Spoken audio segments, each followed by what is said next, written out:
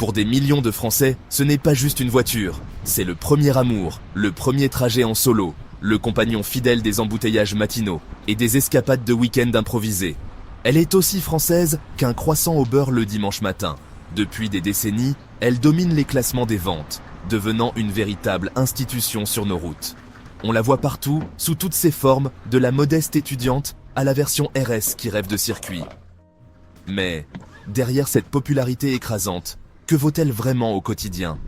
Est-elle toujours la reine incontestée de la jungle urbaine? Aujourd'hui, nous allons mettre cette icône à nu.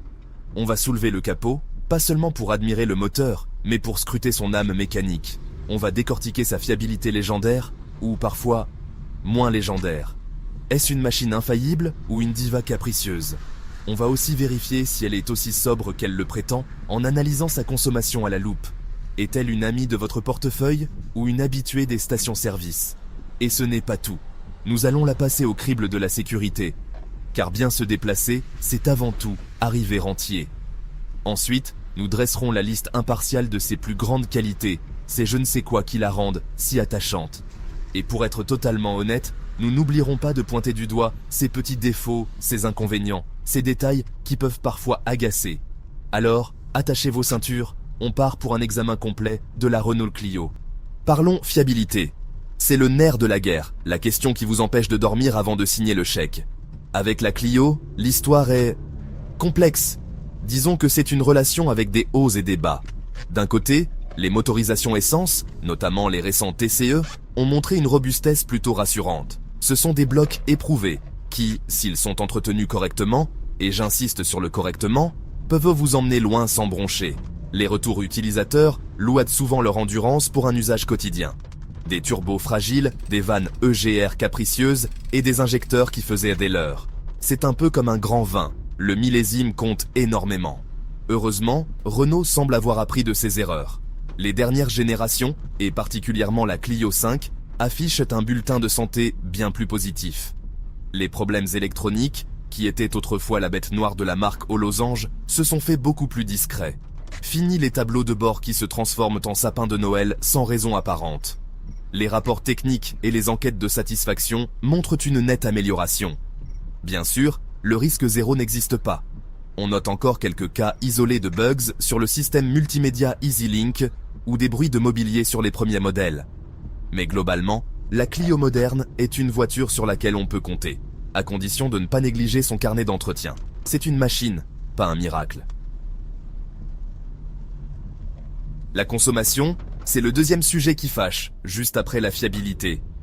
Sur ce point, la Clio a toujours eu la réputation d'être une élève plutôt douée, une chameau des villes. Et la bonne nouvelle, c'est que cette réputation n'est pas usurpée. Prenons le moteur essence TC 90 ou 100 chevaux, le cœur de gamme.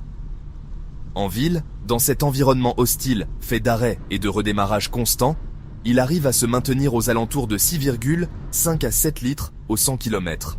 C'est tout à fait honorable. Sortez-la de la cité et lancez-la sur l'autoroute à une vitesse de croisière légale. Et vous verrez ce chiffre descendre tranquillement sous la barre des 6 litres.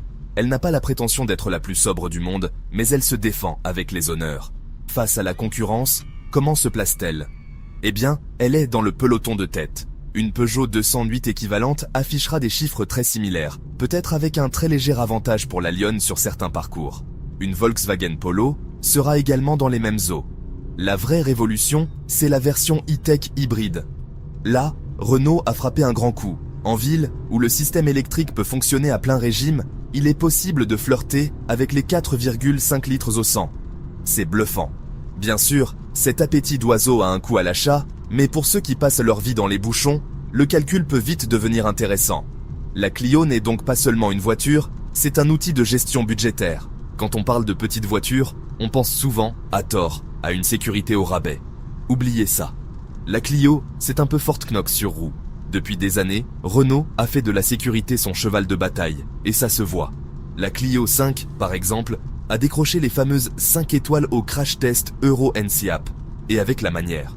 La structure de la caisse est conçue pour se déformer de manière programmée, absorbant un maximum d'énergie pour protéger ce qu'il y a de plus précieux, vous et vos passagers. Les airbags sont partout, frontaux, latéraux, rideaux. on se sent enveloppé dans un cocon de sécurité. Et ce n'est pas qu'une impression, les scores de protection des adultes et des enfants sont parmi les meilleurs de la catégorie. Mais la sécurité aujourd'hui, ce n'est plus seulement une question de résistance au choc. C'est aussi une question d'anticipation. Et là, la Clio est bardée de technologies qui étaient autrefois réservées aux grosses berlines allemandes. Le freinage actif d'urgence avec détection des piétons et des cyclistes est de série sur la plupart des versions. Il y a l'alerte de franchissement de ligne, la reconnaissance des panneaux de signalisation.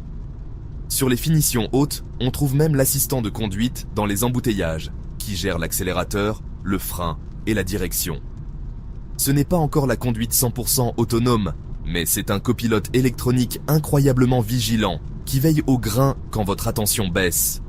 Rouler en Clio, ce n'est pas seulement se déplacer, c'est s'offrir une tranquillité d'esprit. Alors, pourquoi, après toutes ces années, la Clio continue-t-elle de séduire? Son premier atout, c'est indéniablement son confort. Les ingénieurs de Renault ont ce talent presque magique pour créer des suspensions qui gomment les imperfections de la route.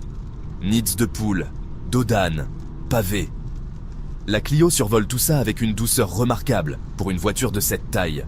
Ajoutez à cela des sièges bien dessinés et une insonorisation soignée, et vous obtenez une voiture dans laquelle on peut passer des heures sans fatigue. C'est une citadine avec des manières de grande routière. Ensuite, il y a sa maniabilité. Avec son rayon de braquage court et sa direction légère, se faufiler en ville devient un jeu d'enfant. Les créneaux ne sont plus une épreuve, mais une simple formalité. L'autre point fort, c'est son rapport qualité, prix, équipement. Pour un tarif qui reste raisonnable, la Clio offre une présentation intérieure qui n'a plus rien à envier à des modèles plus chers. La qualité des matériaux a fait un bond de géant, avec des plastiques moussés sur le haut de la planche de bord et des assemblages sérieux. L'écran central vertical, sur les finitions supérieures, donne un vrai coup de modernité à l'habitacle. C'est une voiture qui vous en donne pour votre argent. Enfin, il y a son design. C'est subjectif, bien sûr, mais il faut reconnaître que la dernière génération a des lignes sensuelles et dynamiques. Elle a ce charme latin, ce mélange de chic et de sportivité qui fait tourner les têtes.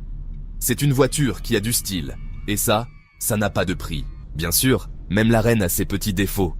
Le tableau ne serait pas complet si on ne les mentionnait pas. Le premier point qui revient souvent dans les critiques, c'est l'habitabilité arrière. Si à l'avant, on est traité comme un roi, les passagers de la banquette arrière, surtout les plus grands, pourront se sentir un peu à l'étroit. L'espace aux jambes est correct, sans plus, et la garde au toit est limitée par la ligne de toit plongeante qui fait le charme du design extérieur. C'est le revers de la médaille d'un style aussi dynamique. Le coffre, lui, est dans la bonne moyenne de la catégorie, mais son seuil de chargement est un peu haut, ce qui peut compliquer le chargement d'objets lourds. Un autre point à surveiller concerne certains coûts d'entretien, qui peuvent parfois surprendre. Par exemple, sur les versions équipées de la boîte automatique, une vidange de boîte peut représenter un budget non négligeable. De même, le remplacement de certaines pièces spécifiques aux versions les plus équipées, comme les optiques full LED, peut coûter cher en cas de pépin.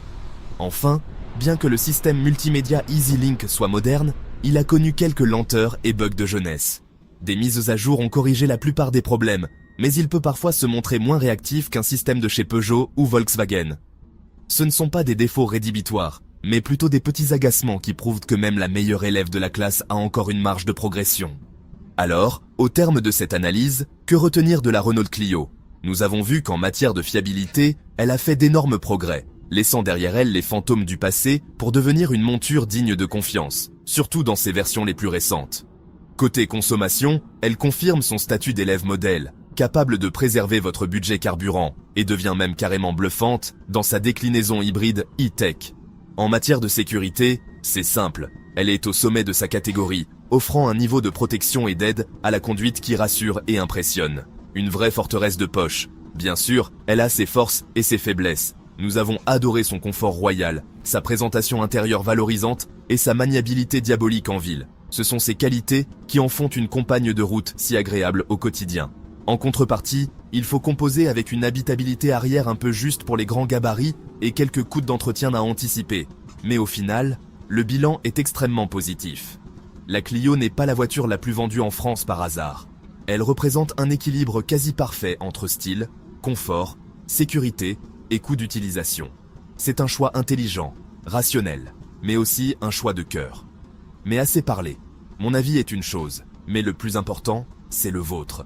Vous qui conduisez une Clio tous les jours ou qui en avez possédé une. Quelle est votre expérience? Êtes-vous d'accord avec cette analyse? Avez-vous rencontré des problèmes de fiabilité? Ou au contraire, votre Clio est-elle le meilleur achat que vous ayez jamais fait?